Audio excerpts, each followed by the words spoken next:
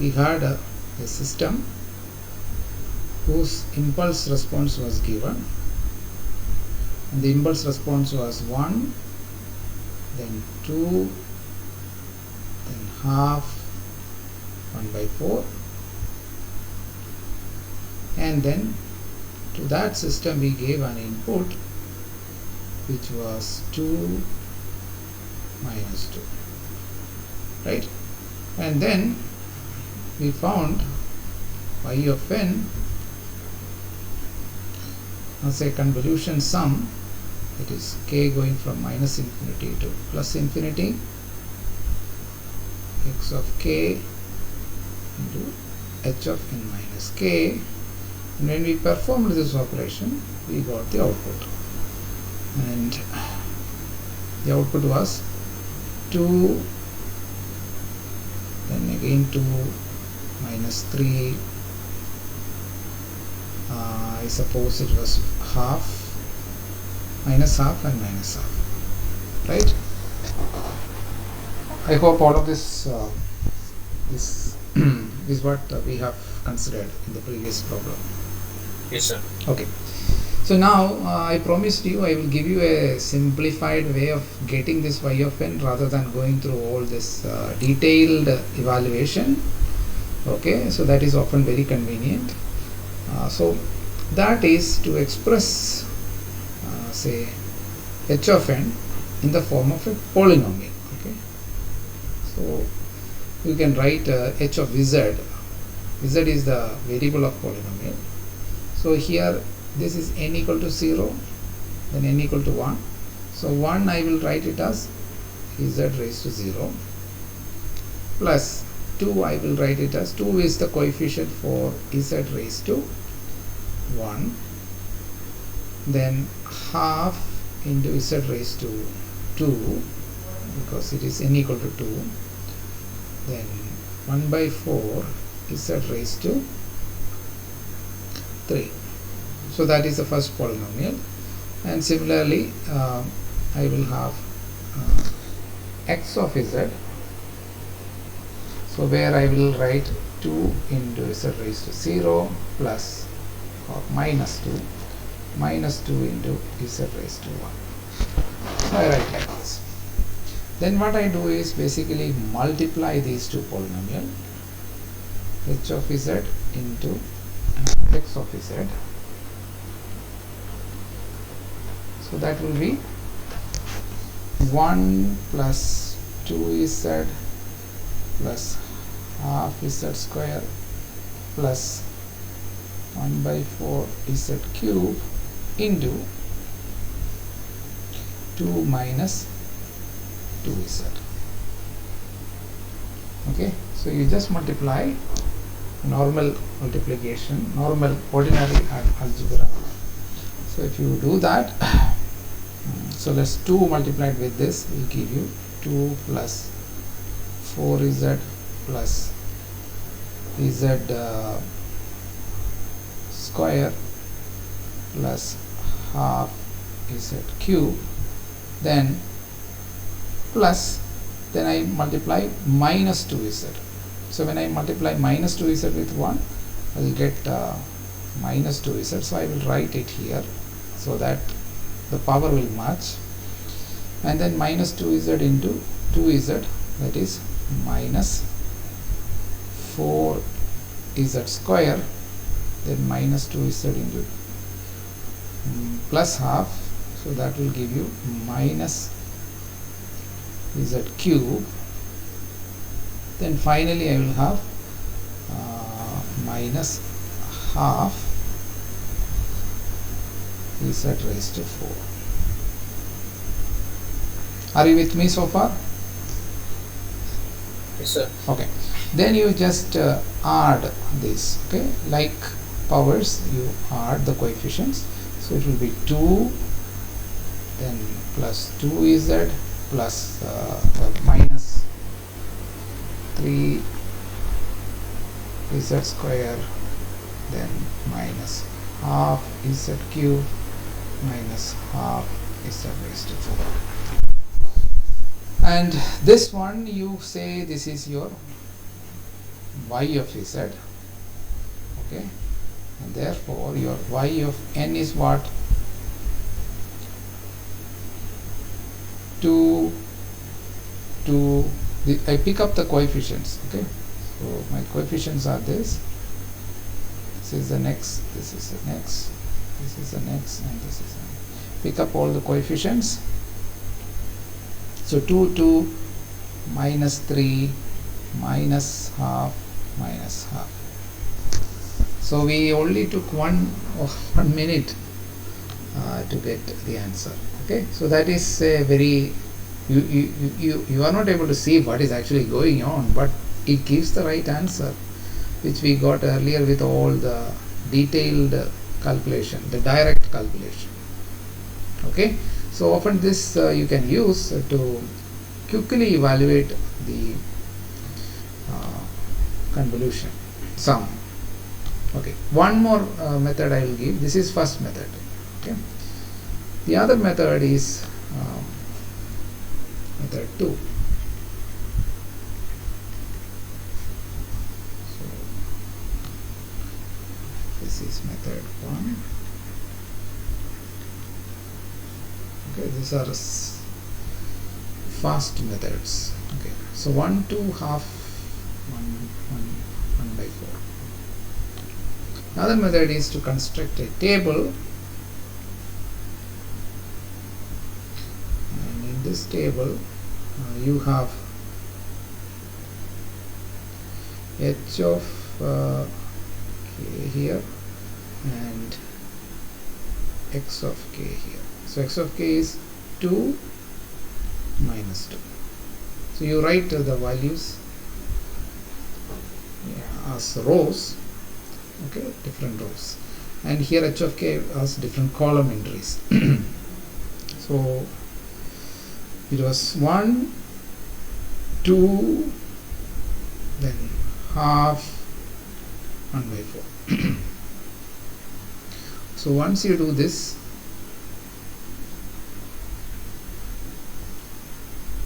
you do a multiplication. Okay, so 2 into 1, 2. Okay, the corresponding column and row you just multiply, that will give you the value of this particular cell.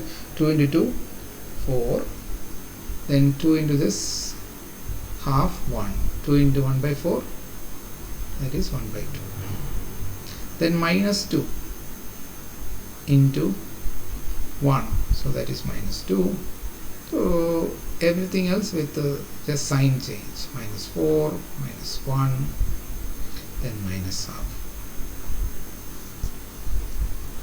Okay, so you just do this multiplication, and then next step is group it like this.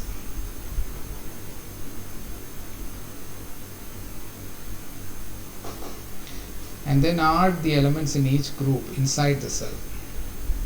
Okay, so if there is only one element here, that is 2, so that will give you 2. So that will give you 2. If you add 4 and minus 2, you get plus 2. Then minus 4 and 3. So if you add, you will get minus 3. And then minus 1 and half, you get minus half, and then here you will have minus half.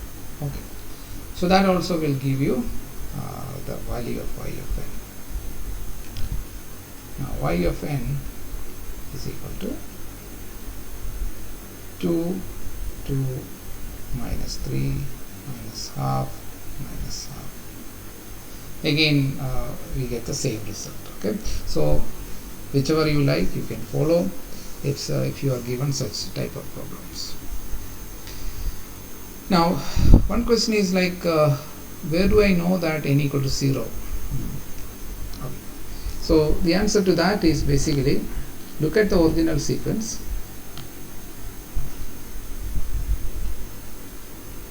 Okay, so n is equal to 0. The first element is n is equal to 0. Here also n is equal to 0, and you add these first index, n is 0 plus 0, so that will be 0.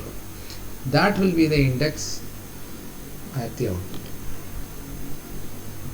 Okay, 0 plus 0 is 0, that means this is n equal to 0, and everything else is fixed accordingly. Okay, any questions?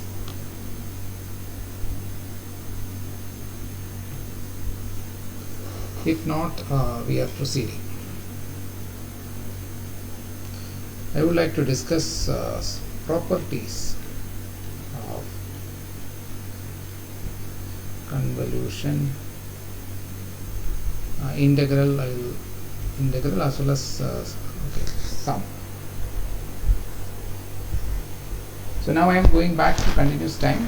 As I said, in this course we will have both continuous time and discrete time.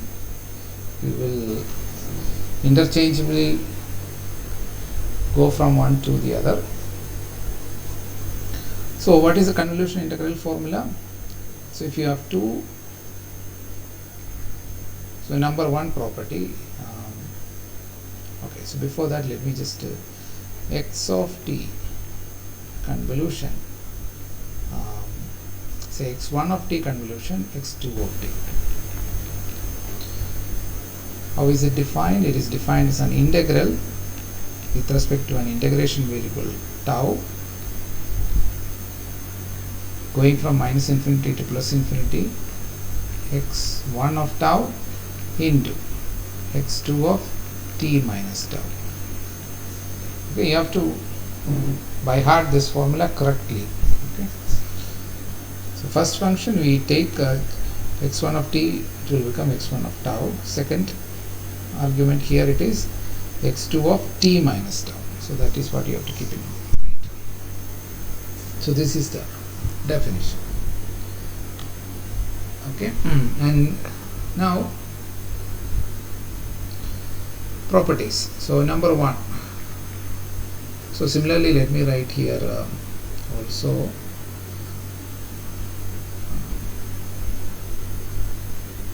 convolution sum. So it is sigma k from minus infinity to plus infinity, x1 of k into x2 of n minus k. Okay. So first property is that the convolution operation. So it's a binary operation, just like in digital we have come across AND operation, OR operation. This is also an operation between two functions. It's a way of combining two functions. You can add functions, multiply functions. You can also convolve function to get a third function. So this function, this operation is commutative. What does that mean?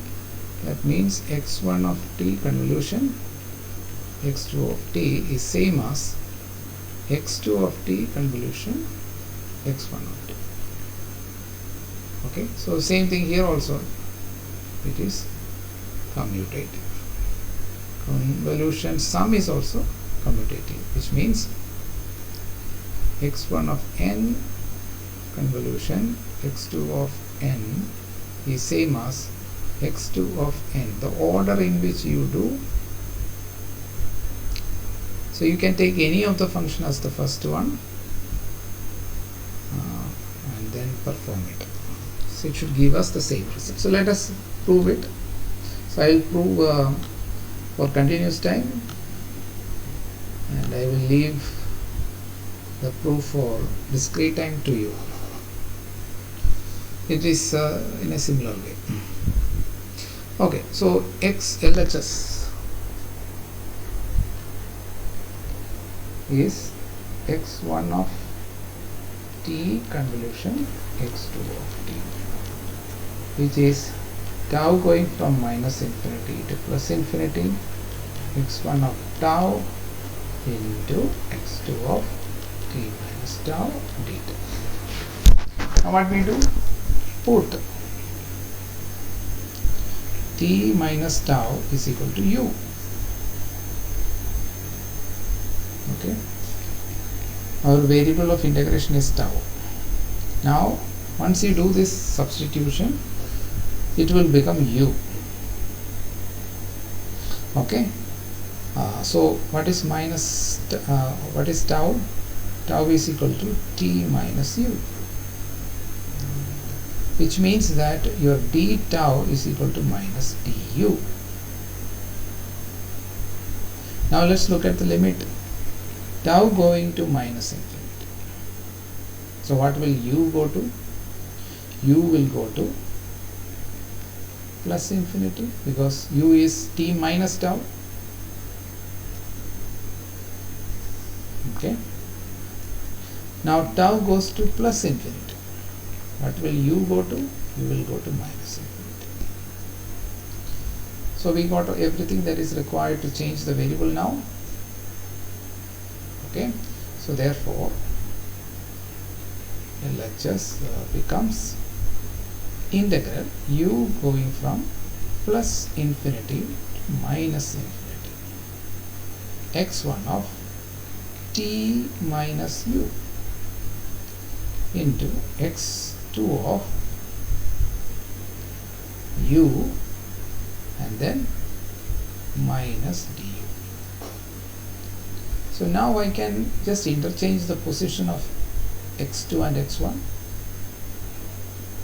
and absorb this minus and change the order of integration. So it will be u going from minus infinity to plus infinity, x2 of u, x1 of t minus u, du. Now I can put back my tau. Instead of u, I can put back, just relabeling u as tau. I am not doing any transformation, I am just replacing the variable. Okay, so here it is a transformation, but now here it is just a change of variable. So x2 of tau into x1 of t minus tau d tau, which is what we call as x2 of t convolution x1 of t, which is equal to our RHS. So it is commutative. So for convolution sum, in a similar manner, you can change the variable.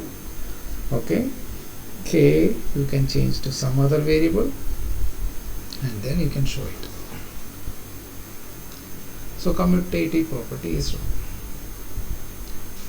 Next one, distributive property, number 2.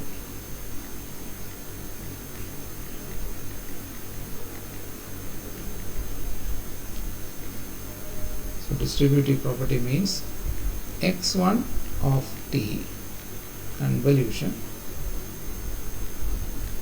x2 of t plus. So this is distributive with respect to addition, x3 of t is equal to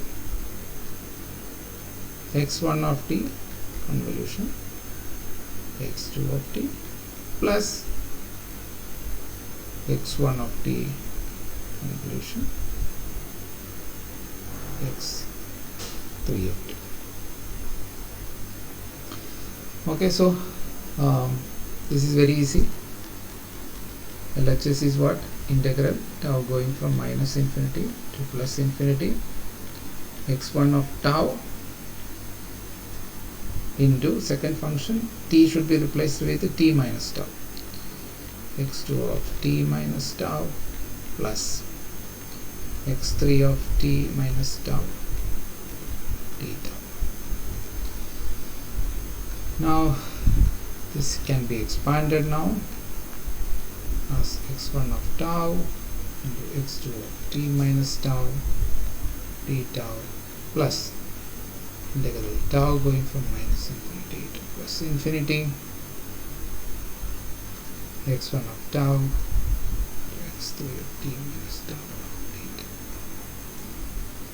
Okay, which is our RHS. So it's a very simple proof, because integration is distributive, therefore convolution is also distributive. Okay, number 3, associative. Convolution is associative, which means what? x1 of t convolution, x2 of t convolution, x3 of t convolution, but we can have different order.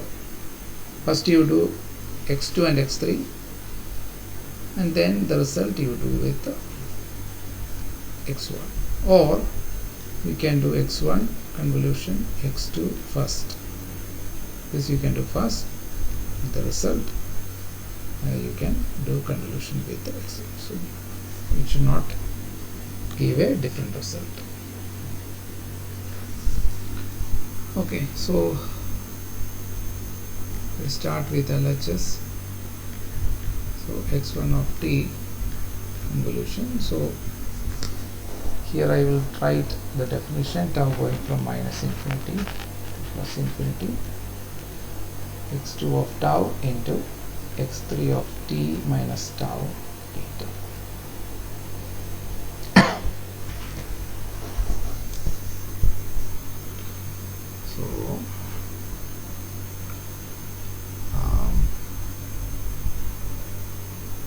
So now if I do the next convolution, I should use a different variable in order to distinguish.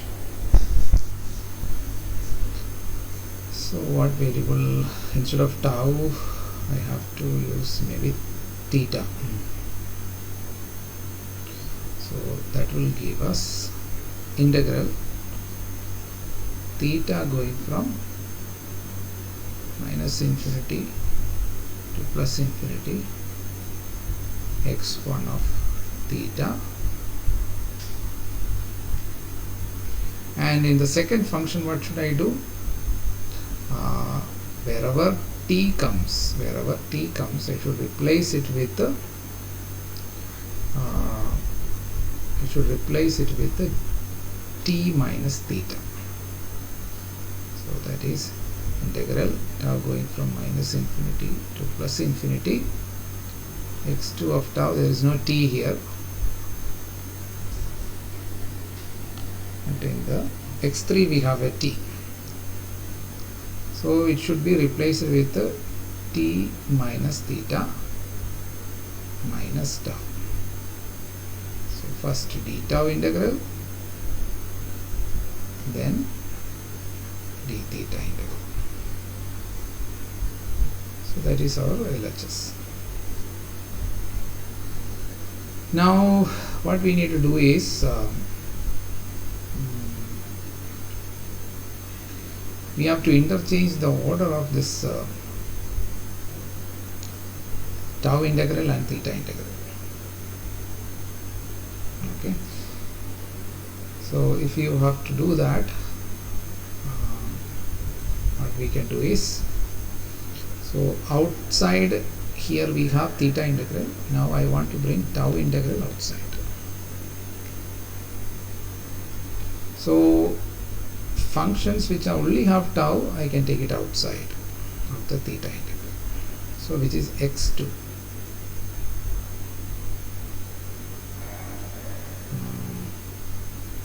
Okay, so if I do that, will it be okay?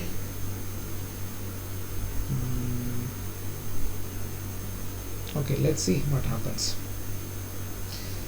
And then I have my theta integral, theta going from minus infinity to plus infinity, x1 of theta into x3 of t minus tau minus theta d theta. Okay, and then this with the d tau.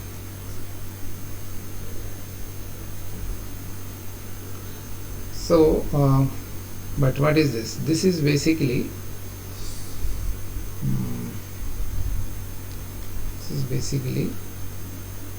x2 of t convolution x1 of t convolution x3 of t.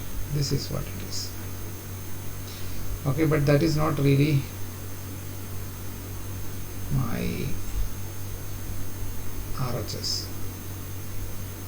It is of course in a different order. Now I have already proved that it is commutative. So what I can do is that I can commute these two and then write it as x2 of t convolution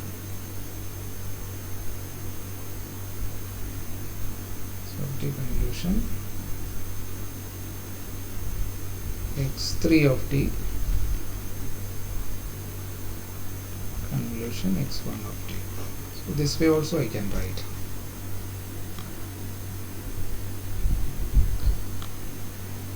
Okay.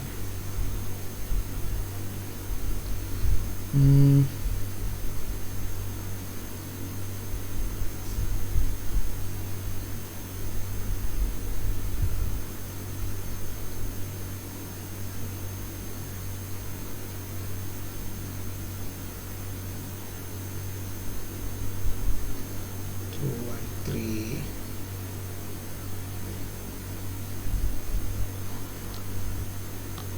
Okay, or if I apply the commutative first, then starting from here I can go to x3 convolution x2 and then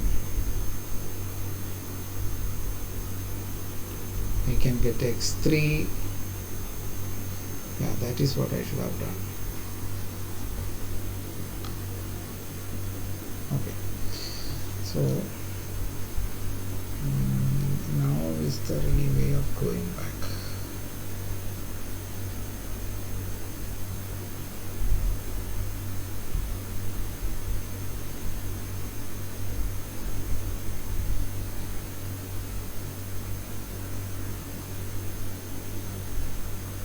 Yeah, so if you do this one more time, what we will get is, so if you look at here, we started with LHS, x1 of t convolution, x2 of t convolution, x3 of t, so that we did first, and then when we interchanged the integral, that is theta and tau, what we got is the middle one, that is x2, came out.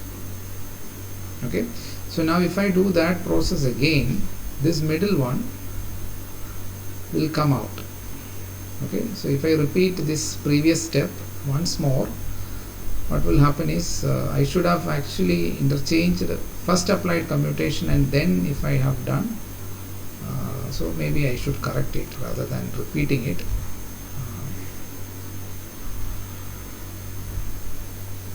So what I was trying to say is, so LHS,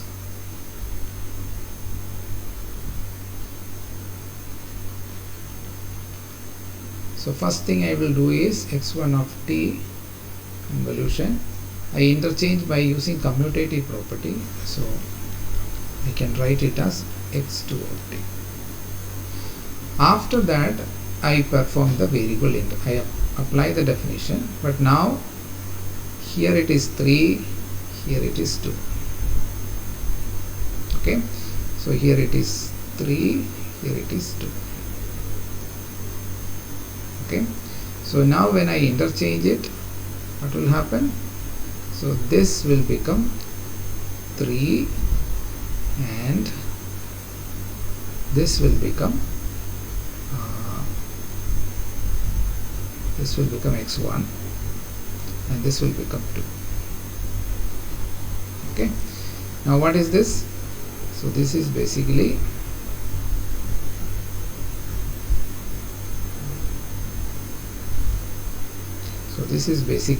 x3 of tau or x3 of t. Okay, x3 of t convolution with the x1 of t convolution x2 of t. Okay, so now if I apply commutative between these two, that is with respect to this convolution operation, I have my RHS. So T convolution x2 of t, so that will come first and then convolving with the x3 of t, which is my RHS. So that is the proof. So I'll repeat once again. So I took the LHS. First thing I did is you apply commutative property. This is by commutative property. Okay. So x3 and x2 interchange the position. Then what I did, I applied the definition on the first, that is the bracket commutation, x3 x2 convolution. I applied the definition of convolution, so I got this. Then once more I applied the definition of convolution for the outer convolution, so I get x1 theta, and whatever is inside t is replaced with the t minus theta. That's the only thing. x3 of tau did not have any t, so it will remain as such, but x2 has t minus tau here. That t will be replaced with the t minus theta there. Okay. Then I interchanged the order of integration. That is, instead of doing tau integral first and then doing theta integral, I am doing theta integral first and then doing tau integral. Okay. So functions which only depend on tau will come out of theta integral because it is a constant. Okay. So if you look at here, x3 of tau does not have any theta, so I can take it out. Okay, and then I am doing the theta integral first. So all quantity which has theta will be taken inside the theta integral, x1 of theta and x2 of t minus theta minus tau. Okay, I just replaced it. T minus theta minus tau was t minus tau minus theta. Okay, just to bring it in the form of the convolution expression. So now I can interpret the whatever is in the square bracket as x1 of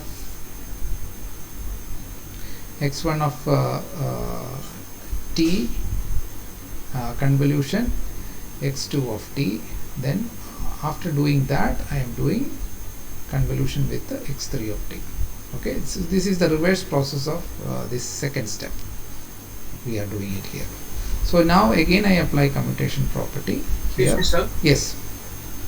Sir, I have a doubt with that integration part, sir. Okay. The second step. Sir, that you have taken Here. t equals to theta, Here. and in the x2 you have replaced t by t minus theta. So Correct, in correct. that part, Yeah. with it confused. Yeah. So that is the definition of convolution. So here you can see the definition, right? The convolution between x3 and, you look at here.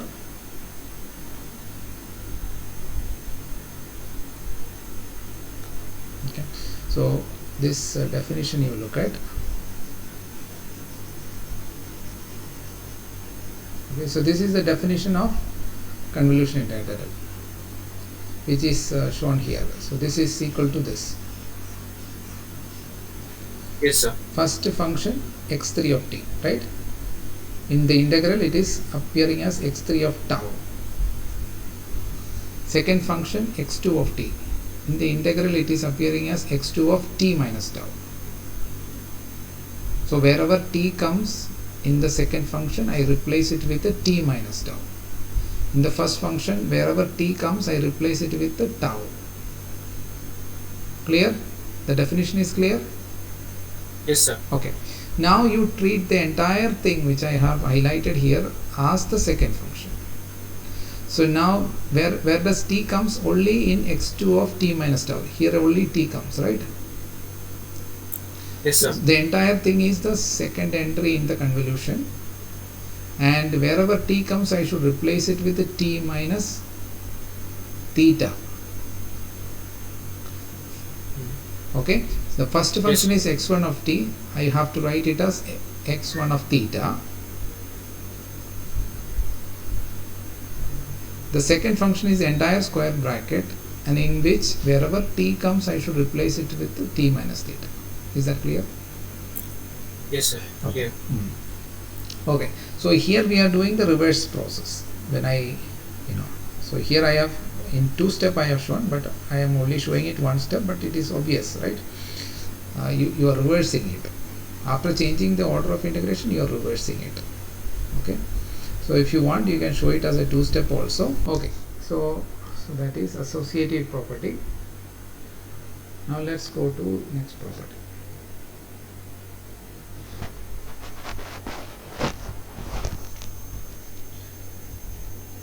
So number 4 also.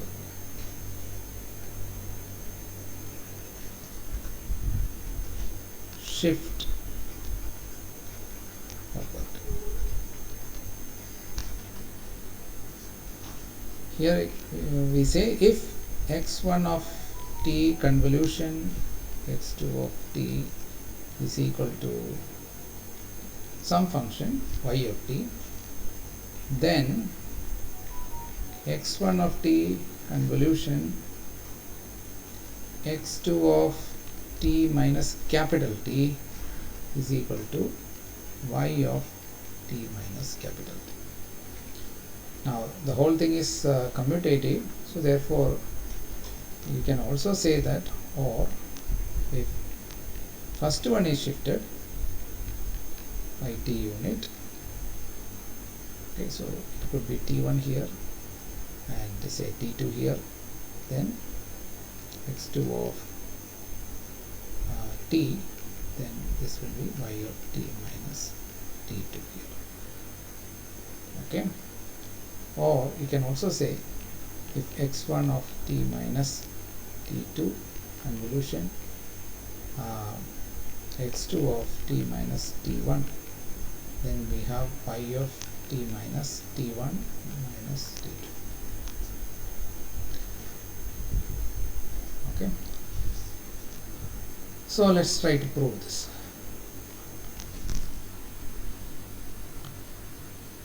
So if you shift one of the function, the result that you get earlier will be also shifted by the same amount.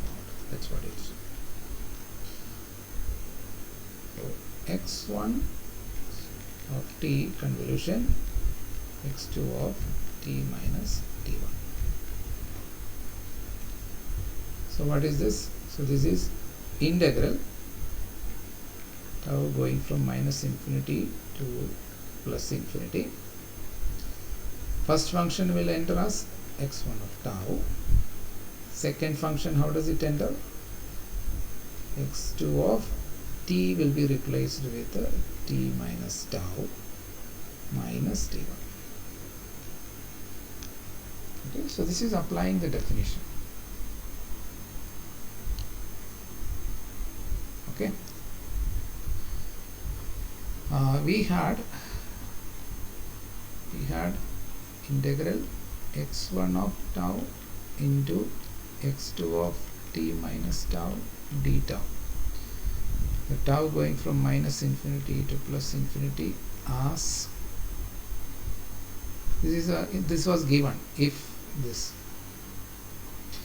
So this is basically defined as y of t. Now you see that the only place where t appears is in x2 of it. Okay. Now if I compare, so this one, so therefore x1 of t convolution x2 of t minus t1, if I write slightly differently, that is x1 of tau into x2 of t minus t1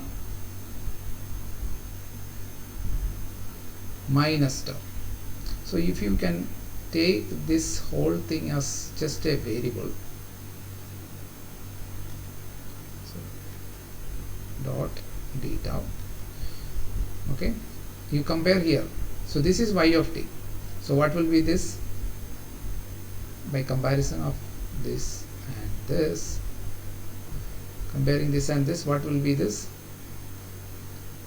Here it is t, here it is t minus capital T1.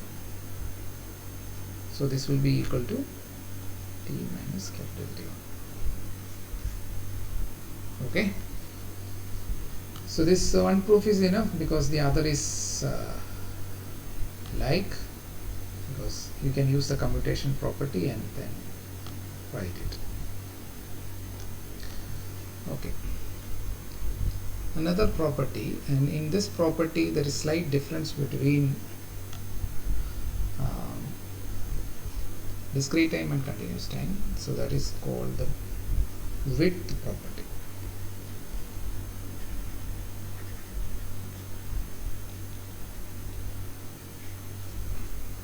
So in continuous time, for continuous time, width of the resulting function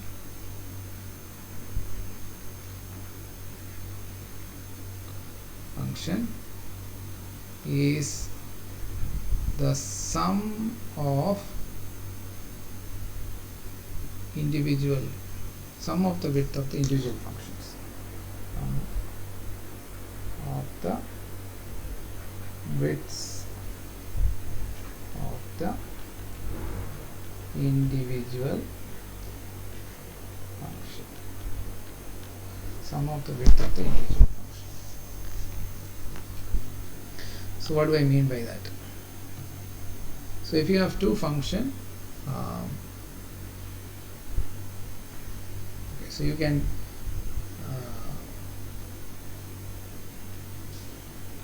so this is x1 of t, so you can try this. So this is 1, or you can have a or b, and this is t1. So the width is basically this much. Everywhere else it is 0. So width means the non-zero part. So this is t1, and you have another function with which you are convolving the first function. So that may be a different function, maybe this function. Show it slightly more. So this is t2. Maybe this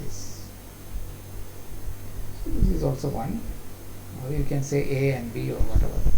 So 0 to t1 is the first function. It need not start from 0 also, it could be starting from somewhere else also. Okay, so let me show that also. Otherwise, non-zero part is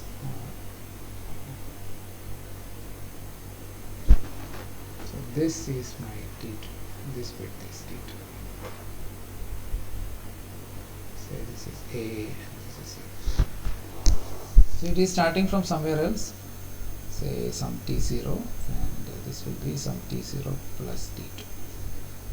Here it is starting from 0 and ending at t1. Okay, if these are the two functions we are convolving, then the resulting function will have width. So I will call w1 is equal to t1, and w2 is the width of the second function, which is t2. Then width of the convolution,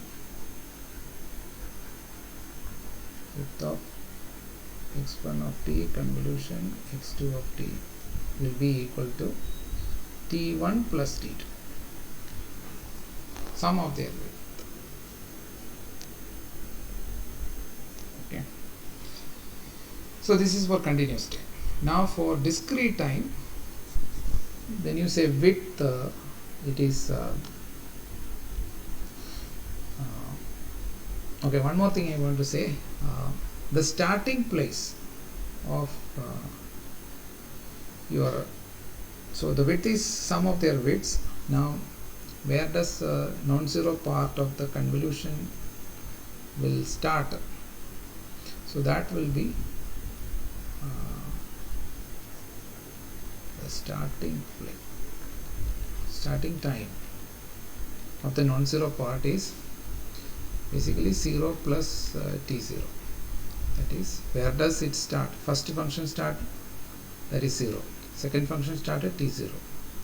So, and the ending time of the non-zero part is, here it is ending at t1, here it is ending at t0 plus t2.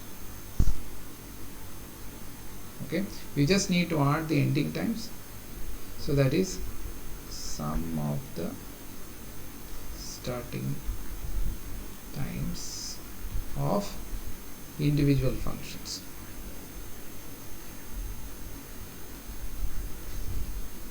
Okay, and so this will be sum of the ending time of individual functions. Okay, so now what about discrete time? In the case of discrete time, there is a slight difference in this property. So for discrete time, we have convolution sum. Okay, so we already did a problem, right? That was for discrete time. So let's look at the problem that we did. So the length, we will call it as n1, 1, 2, 3, 4. n2 is 2. And what is n? 1, 2, 3, 4, 5. So you can see. So it is not sum.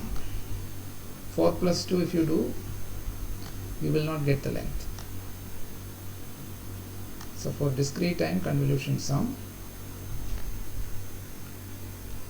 the length is given as, say, length of the convolution sum is equal to, or let me write in words, is the sum of individual lengths minus 1. What do I mean? It is n, length of the convolution sum, I am going to call it as n, is equal to n1 plus n2 minus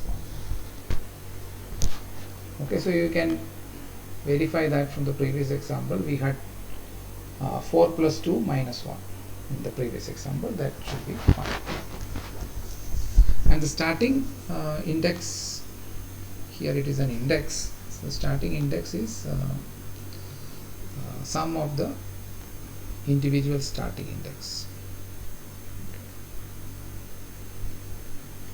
Starting index of the convolution sum is just the sum of the starting indices of the individual function or signals. And similarly, I can also say for ending index of the convolution sum is the sum of ending indices of the individual signal. Okay. So these are the properties of. So we will continue from here in the next class.